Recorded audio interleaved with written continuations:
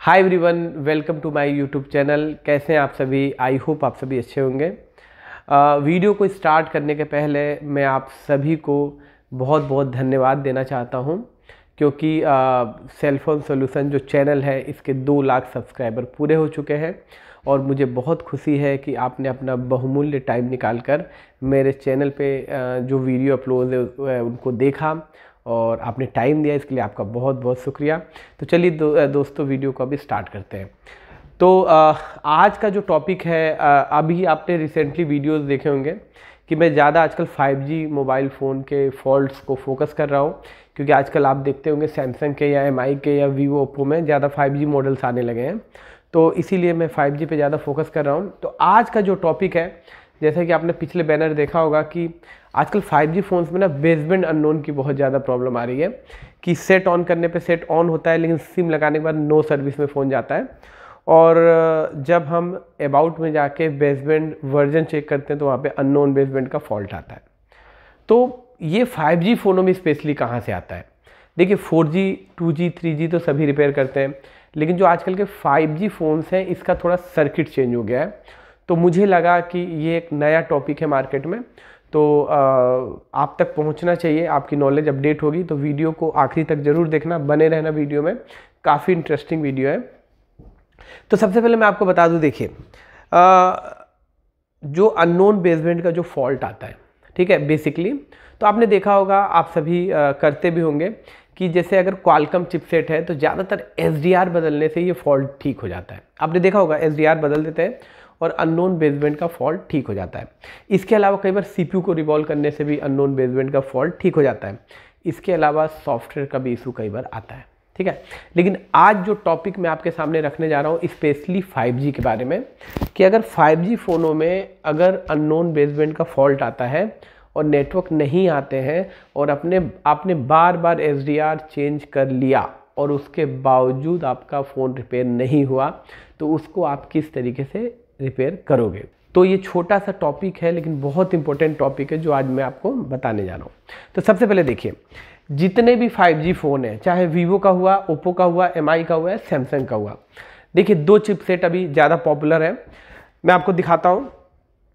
जैसे सपोज करो कि अगर आप आज के समय में अगर 5G हैंडसेट देखोगे तो 5G हैंडसेट के अंदर जो ज़्यादा पॉपुलर IC आजकल यूज़ हो रही है वो क्वालकॉम की SDR 735 यूज़ हो रही है, क्योंकि ये जो IC होती है बैंड 77 और बैंड 78 को सपोर्ट करती है, मतलब 5G सिग्नल को सपोर्ट करती है। इसीलिए ज़्यादातर क्वालकॉम के फ़ोनों में SDR 735 यूज़ हो रही है। लेकिन अगर आप मीडियाटेक में जाओगे तो ज़्यादातर आज के मीडियाटेक के फ़ोनों में MT6190 MB यूज़ हो रही है, जो मीडियाटेक के 5G फ़ोन्स में यूज़ हो रही है। और ये IC काफ़ी पॉपुलर IC, आप जितने भी 5G देखोगे ज़्यादातर यही यूज़ हो रही है, और ये भी बैंड 77 और बैंड 78 को सपोर्ट करती है जो 5G फ़ोन्स में होते हैं, ठीक है। तो मैं आज आपकी बात कर रहा हूँ कि अगर आप कोई भी फ़ोन आपके पास आए और उसके अंदर क्वालकॉम का SDR 735 लगा है, 735, तो फिर ये मेरा टॉपिक जो आज बताने जा रहा हूँ आपके लिए बहुत बहुत पावरफुल होने वाला है। तो क्या इसमें है, तो देखिए, सबसे पहले मैंने एक यहाँ पे सर्किट लिया है। मैंने एक ना मोटरोला का एक सर्किट लिया है। ये मोटरोला का एक सर्किट है और ये 5G फ़ोन है मोटरोला का, ठीक है। और इसके अंदर SDR 735 IC लगी है और हम स्टडी करने जा रहे हैं कि अगर अननोन बेसबैंड आता है तो क्या करें।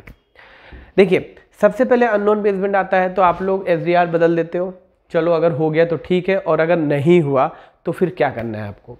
अगर नहीं हुआ रिपेयर तो फिर आपको करना ये है कि सबसे पहले मैं आपको एक ब्लॉक डायग्राम, मैंने एक सर्किट बनाया है, इसके बारे में हम स्टडी करते हैं। ठीक है, देखिए 5G जितने भी फ़ोन्स अभी आ रहे हैं SDR 735 बेस्ड, ठीक है, उसमें एक IC लगी है PMK 8003, और ये जो IC लगी है ना, ये जहाँ पे क्रिस्टल होता है, जैसे मैं आपको दिखाता हूँ, जैसे ये फ़ोन है और ये सैमसंग का एक फ़ोन है, ठीक है, A526B, और ये जो फ़ोन है इसके अंदर देखो, आप ध्यान से देखो तो यहाँ पे क्रिस्टल लगा है, और जितने भी SDR 735 यूज़ हो रही ना, उसमें आजकल 76.8 मेगाहर्ट्ज़ का क्रिस्टल आ रहा है।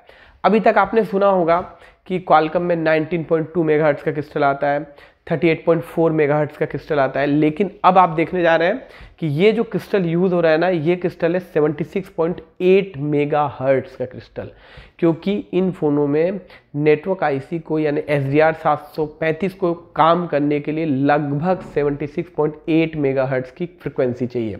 इसीलिए अब 5G फ़ोनों में एक नया सर्किट आया है, और ये क्रिस्टल जहाँ भी लगा होगा ना फ़ोन में, वहाँ पे ना एक IC लगी होगी, इसको बोलते हैं क्लॉक जनरेटर IC। ठीक है, इसके बारे में आज बहुत डीप में हम स्टडी करने वाले हैं, और इस IC से सिर्फ बेसबैंड अननोन का फॉल्ट नहीं आता, इसके अलावा भी बहुत सारे फॉल्ट आते हैं, मैं आज आपको दिखाऊंगा। तो ये जो IC है ना, आप देख रहे हो, इसको देखिए, यहाँ पे क्रिस्टल की दोनों पिनें यहाँ पे इन हो रही है, ये क्लॉक जनरेटर IC बोलते हैं। तो आज के बाद आप जितने भी फ़ोन रिपेयर करोगे ना 5G जिसमें SDR 735 लगी है, तो इस IC को मत भूलना, ठीक है, ये क्रिस्टल के पास लगती है। अब ये काम कैसे करती है, देखो यहाँ पे मैं आप बताता हूँ। देखिए, ये जो क्लॉक जनरेटर IC है कैसे काम करती है, देखो यहाँ पे सबसे पहले आप देखो, एक यहाँ पे क्रिस्टल लगा हुआ है, और ये क्रिस्टल है 76.8 मेगाहर्ट्ज़ का, ठीक है, और ये जो क्रिस्टल है ये है TC100, टेम्परेचर कंट्रोल्ड ऑक्सीलेटर है, ठीक है। एक आता है VC100, एक आता है TC100। तो जितने भी TC100 क्रिस्टल्स होते हैं उसके अंदर देखो एक थर्मल रजिस्टर होती है, देखो यहाँ पे। तो कभी मैं बताऊंगा कि TC100 और VC100 क्रिस्टल में क्या डिफरेंसेस है, तो आज तो नहीं बता पाऊंगा क्योंकि आज दूसरा टॉपिक है। तो ये क्रिस्टल देखो, सबसे पहले इसको एक इनपुट मिलती है और ये क्लॉक बन के फिर इसी IC में जाती है। आप देखो यहाँ पे एक इनपुट मिली और ये क्लॉक निकल के फिर इसी IC में जाती है, 76.8 मेगाहर्ट्ज़ क्लॉक जनरेट होकर इस IC में जाती है, और इसको बोलते हैं क्लॉक जनरेटर IC। अब देखो, इस IC को काम करने के लिए यहाँ पे देखो SPMI data, SPMI clock use हो रहा है, मतलब ये प्रोटोकॉल बेस्ड IC है, ठीक है। ये IC SPMI डाटा यानी system power management interface SPMI protocol पे काम करती है। और आपने अगर सर्किट को स्टडी किया होगा तो आपने देखा होगा, अगर सिंगल पावर है, डबल पावर है, ट्रिपल पावर है, तो ये सभी पावर SPMI से कंट्रोल होती है, जो CPU की प्रोटोकॉल लाइन है। इसके बाद इस IC को काम करने के लिए 1.2 चाहिए, एक 1.8 चाहिए और एक चाहिए 1.2, तो ये 3 वोल्टेज आएगी तो ये IC ऑन होगी, ठीक है। इसके अलावा इसमें एक फॉल्टेन पिन होती है, बहुत इंपॉर्टेंट, एक फॉल्टेन पिन। अगर आप डबल पावर या ट्रिपल पावर का कॉन्सेप्ट पढ़ोगे तो इसमें एक फॉल्टेन पिन होती है जो तीनों ICs के लिए यूज़ होती है। और इसके फॉल्ट आने से क्या प्रॉब्लम आता है, इस पिन के ब्रेक आने से क्या प्रॉब्लम आता है, ये पिन क्या काम करती है, किसी दूसरे वीडियो में मैं आपको एक्सप्लेन करूँगा। तो देखो, ये फॉल्टेन पिन हो गई, ये प्रोटोकॉल पिन हो गई, और ये यहाँ पे 3 जो आप देख रहे हो ये वोल्टेज लाइन हो गई, ठीक है। इस IC की ये इनपुट्स हैं। अब आते हैं आउटपुट्स पे। जब ये IC को इतने इनपुट्स मिल जाते हैं तो ये IC यहाँ से निकालती है आउटपुट, ठीक है। अब ये IC क्या करती है कि सबसे पहले 76.8 मेगाहर्ट्ज़ का क्लॉक क्रिस्टल बन के यहाँ से रिसीव करती है क्रिस्टल से। इसके से इस IC का पहला क्लॉक आउट होता है, मतलब ये IC क्रिस्टल का इनपुट ले लेती है 76.8 मेगाहर्ट्ज़ का, और आउटपुट में काफ़ी सारे सेक्शन को डिस्ट्रीब्यूट करती है। इसीलिए इस IC को हम क्लॉक जनरेटर IC बोलते हैं। तो देखो, ये IC क्या काम कर रही है, सबसे पहली क्लॉक ये डिस्ट्रीब्यूट कर रही है SDR 735 को। आप देखो ध्यान से, यहाँ पे लिखा है RF क्लॉक 1 SDR 735, और यहाँ पे देखो ध्यान से, देखो लिखा है 76.8 मेगाहर्ट्ज़ की क्लॉक फॉर SDR। तो यहाँ पे इसकी लाइन में एक रजिस्टर लगी है, 0 ओम की रजिस्टर लगी हो सकती है, और ये वाली लाइन जाती है आपकी SDR 735 पे। अगर ये लाइन ब्रेक हो जाए या ये रजिस्टर ड्राई हो जाए या ओपन हो जाए, तो ऐसी सिचुएशन में आपके फ़ोन में अननोन बेसबैंड का फॉल्ट आता है, ठीक है। मतलब मैं क्या बोल रहा हूँ कि अगर आज के बाद अगर आपके फ़ोन में 5G फ़ोन्स में अननोन बेसबैंड का फॉल्ट आता है तो बेशक आप SDR को रिप्लेस करके देख लो। अगर SDR को रिप्लेस करने के बाद भी अगर नहीं ठीक होता है ना, तो सबसे पहले अपने दिमाग में लगाना कि सबसे पहले देखना कौन सी SDR लगी। अगर 735 लगी है तो आप तुरंत देखोगे कि इसकी क्लॉक लाइन कहाँ से आ रही है। क्लॉक यानी RF100, इसको हम देखो यहाँ पे, यहाँ देखो ध्यान से, RF क्लॉक 1 SDR 735 लिखा है, लेकिन जो 4G फ़ोन पढ़ते थे उसमें XO इन लिखा होता था, WTR XO लिखा होता था। तो SDR लगी हो, WTR लगी हो, या MT 6177 लगी हो, या 6190 लगी हो, इन सभी ICO में अगर ये क्लॉक लाइन मिस हो जाए ना तो आपके फ़ोन में बेसबैंड अननोन हो जाएगा, ठीक है। लेकिन अभी हम 5G की बात करें तो 4G फ़ोनों में पहले के जो फ़ोन होते थे उसमें क्या होता था कि ये क्लॉक पावर IC से बन के निकलती थी। लेकिन अभी कंपनी ने क्या किया है कि अब पावर IC का कोई इन्वॉल्वमेंट नहीं है। कंपनी ने ना एक ये छोटी सी IC लगा दी है, ये वाली। तो ये क्रिस्टल से सबसे पहले क्लॉक निकल के इस IC पे जाती है, फिर ये IC SDR को डिस्ट्रीब्यूशन करती है क्लॉक का। तो मेरे कहने का मतलब ये है कि अगर ये IC इनिशियली ख़राब हो गई, उस कंडीशन में भी बेसबैंड अननोन हो जाएगा, और अगर ये लाइन में फॉल्ट आ गया उस कंडीशन में भी बेसबैंड अननोन हो जाएगा। आप SDR बदलते रहो 1, 2, 3, 4 और 5, फिर भी आपका फ़ोन रिपेयर होने वाला नहीं है। इसके अलावा मैं आपको ये और बता दूं कि यही IC एक 38.4 मेगाहर्ट्ज का क्लॉक जनरेट करके एक वाईफाई चिप को देती है, और यही IC 19.2 मेगाहर्ट्ज का क्लॉक जनरेट करके NFC कंट्रोलर को देती है, और यही IC 19.2 मेगाहर्ट्ज का क्लॉक जनरेट करके CPU को भी देती है। इसका मतलब ये हुआ कि अगर ये IC खराब हो जाती है इनिशियल, या ये वाली लाइन अगर खराब हो जाती है, तो इस IC से सेट डेड भी हो सकता है, क्योंकि अगर ये 19.2 मेगाहर्ट्ज की क्लॉक नहीं बनी तो ऐसी सिचुएशन में आपका CPU ऑन नहीं होगा, और CPU ऑन नहीं होगा तो आपके फ़ोन में सेट डेड हो जाएगा, लो बूटिंग पे जाएगा, और जैसे ही आप चार्जर लगा के बग चेक करोगे ना तो पूरी बग फ्लैक्चुएशन में चली जाएगी। तो कभी अगर कोई सेट डेड आता है 5G जिसमें SDR 735 लगी है और जिसमें ये क्लॉक जनरेटर IC है, और उसकी बग अगर फ्लैक्चुएशन में है, तो उस कंडीशन में आप इस IC को भी चेक कर सकते हैं।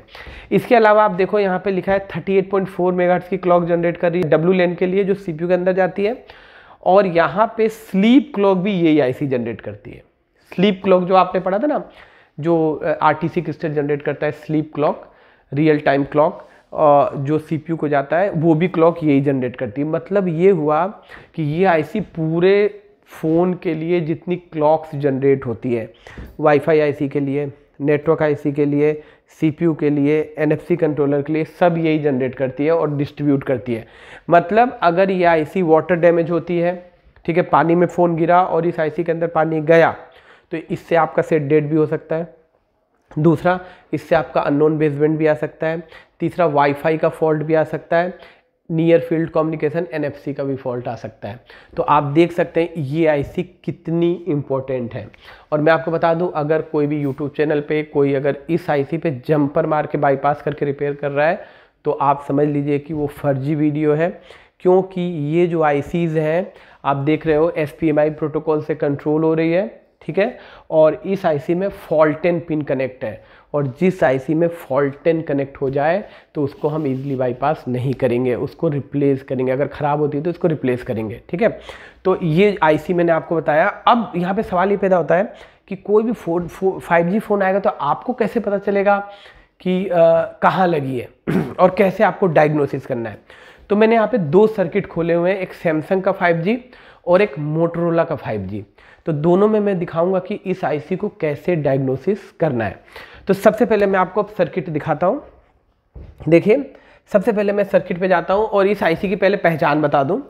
जहाँ भी क्रिस्टल लगा होगा, ये लगा है क्रिस्टल, तो जहाँ क्रिस्टल लगता है उसी के पास ये IC होती है। FHZ R9 इसके ऊपर लिखा है, ये वाली IC, ये 36 वोल्ट की अप्रोक्स IC होती है। 6 वोल्ट का कॉलम और 6 वोल्ट का रो, 36 वोल्ट की IC होती है ये वाली IC। इस IC खराब होने से बेसबैंड अननोन और सेट डेड भी हो सकता है। और अगर सर्किट की बात करें तो मैं यहाँ पे स्कीमेटिक पे जाता हूँ, देखिए। और अगर इस IC को आपको ढूंढना हो तो आप एक क्रिस्टल को ढूंढ लो, IC अपने आप मिल जाएगी। क्रिस्टल को अगर ढूंढ लो तो IC अपने आप मिल जाएगी। तो मैं आपको दिखाने की कोशिश करता हूँ। अगर इस फ़ोन में देखिए, इसके लेआउट में देखते हैं क्रिस्टल कहाँ है, देखिए, अगर आप क्रिस्टल को ढूंढ लेते हैं तो आईसी अपने आप मिल जाएगी। ठीक है, तो अपन क्रिस्टल को ढूंढने की कोशिश करते हैं, और अगर क्रिस्टल आपको नहीं दिखा है ऐसे नॉर्मली, मान लो अगर ऐसे नहीं दिखता है ऐसे ढूंढने पे, तो आप एक्सो लिख के भी इसको ढूंढ सकते हो। ठीक है, तो मैं आपको दिखाने की कोशिश करता हूँ। क्रिस्टल कहाँ गया?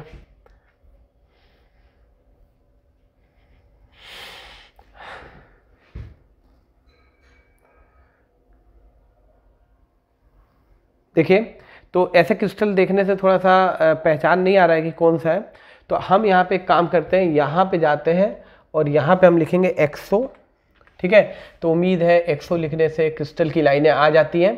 तो एक बार मैंने क्लिक किया, और जैसे ही क्लिक किया तो यहाँ पे देखिए, यहाँ पे लिखा हुआ है कि यहाँ पे स्लीप क्लॉक आ रही है। देखो यहाँ पे सीपीयू में तो ये स्लीप क्लॉक ही आईसी ही बनाएगी। तो मैं इस स्लीप क्लॉक को क्लिक करके, और जैसे ही मैं एक बार क्लिक करूँगा तो ये आईसी आपके सामने देख लीजिए, यही है आपकी क्लॉक जनरेटर आईसी। अब देखो इसके बारे में मैं बताता हूँ। सबसे पहले आप देखो यहाँ पे ध्यान से देखो, इस मॉडल में 76.8 मेगाहर्ट्ज का क्लॉक क्रिस्टल लगा है। तो मतलब आज से आपको नॉलेज होना चाहिए कि जिस फ़ोन में 5G फ़ोन में SDR 735 लगी है उसमें 76.8 मेगाहर्ट्ज का क्लॉक यूज़ होगा। इसके पहले 19.2 यूज़ होता था, 38.4 यूज़ होता था, और मीडियाटेक में 26 मेगाहर्ट्ज यूज़ होता था, और सैमसंग में 26 मेगाहर्ट्ज। लेकिन अब चीज़ें बदल चुकी हैं। तो यहाँ पे क्लॉक क्रिस्टल यूज़ होता है, उसको एक इनपुट आती है, और यहाँ से ऑक्सीलेशन के बाद जो पल्स बन के आउट निकलती है तो इसी आईसी के अंदर जाती है। इसको बोलते हैं क्लॉक जनरेटर आईसी। ये जो आईसी होती है एसपीएमआई डाटा, एसपीएमआई क्लॉक से कंट्रोल होती है, यानी सीपीयू से कंट्रोल होती है। और यहाँ पे एक फॉल्टेन की पिन होती है। तो कभी कोई वीडियो अगर मैं अपलोड करूँगा तो मैं फॉल्टेन के बारे में बताऊँगा। फॉल्टेन एक बहुत इंपॉर्टेंट टॉपिक है। जितने फ़ोन में डबल या ट्रिपल पावर आईसी होती है उसमें आपको तीनों पावर आईसी एक फॉल्टेन पिन से कनेक्ट होती है। क्यों कनेक्ट होती है, कितने वोल्टेज आते हैं, और ना कनेक्ट होने से क्या फॉल्ट आता है, तो हम किसी टॉपिक में डिस्कस करेंगे। उसके बाद यहाँ पे 3 इनपुट्स होती है। जब ये पूरी रिक्वायरमेंट फुलफिल होती है तब जाके ये यहाँ पे आउटपुट निकालती है। तो आप थोड़ा ध्यान से देखना, यहाँ पे देखो सबसे पहली आउटपुट जो निकल रही है रेजिस्टेंस 15 ओम की लगी है, और यहाँ पे थोड़ा सा आगे जाएंगे तो पहली ये क्लॉक बन रही है 76.8 मेगाहर्ट्ज की क्लॉक बन रही है SDR के लिए। तो ये अगर मैं क्लिक करके लाइन जाऊँगा तो ये SDR को जा रही है। अगर ये लाइन ब्रेक हो गई या ये आईसी ख़राब हो गई इनिशियल इस लाइन के लिए, तो आपका फ़ोन में बेसबैंड अननोन का फॉल्ट आएगा। इसके अलावा एक जो इम्पोर्टेंट क्लॉक है वो ये वाली है। यहाँ पे देखो लिखा है BB क्लॉक 1 0 ओम की रजिस्टर है, और इसके ट्रैक में 19.2 मेगाहर्ट्ज का क्लॉक निकल रहा है, और ये CXO यानी CPU के लिए जा रहा है। ठीक है, CPU SM जो भी प्रोसेसर लगा होगा क्वालकॉम का, ये 19.2। अगर ये लाइन ब्रेक हो गई या इस लाइन में फॉल्ट आ गया तो सेट ऑन नहीं होगा। ठीक है, तो मुझे उम्मीद है कि ये चीज़ आपको समझ में आएगा। बाकी और भी क्लॉक्स निकल रही हैं, आप इजीली किसी भी 5G फ़ोन को खोल के आप स्टडी कर सकते हो। तो आपको आज पता चला कि ये जो आईसी लगी है क्रिस्टल के पास, अगर कभी अननोन बेसबैंड आए तो बेसबैंड आईसी चेंज करने के बाद इस आईसी को एक बार रिवॉल्व करना और एक बार रिप्लेस करके देख लेना। और अगर आपके पास DSO है तो यहाँ से जो SDR 735 के लिए 76.8 मेगाहर्ट्ज की क्लॉक निकलती है उसको आप चेक कर सकते हो, या यहाँ से लेकर SDR तक का ट्रैक चेक कर सकते हो। मुझे उम्मीद है कि आज का वीडियो आपके लिए काफ़ी नॉलेजेबल और हेल्पफुल होगा, और ये आपके मोबाइल फ़ोन को रिपेयर करने में काफ़ी इंपॉर्टेंट रोल प्ले कर सकता है। बाकी हमारा जो नया बैच है 2nd Gen 2024 से स्टार्ट होगा, जिसको भी ज्वाइन क्लास करना है और अच्छे लेवल पे एक स्कीमेटिक की नॉलेज लेनी है और अपना हैंड स्किल सही करना है, अपनी नॉलेज को बूस्ट करना है, तो हमारे बैच को ज्वाइन कर सकता है। तो चलिए दोस्तों, फिर से मिलते हैं नए वीडियो में। तब तक के लिए आपका बहुत बहुत धन्यवाद।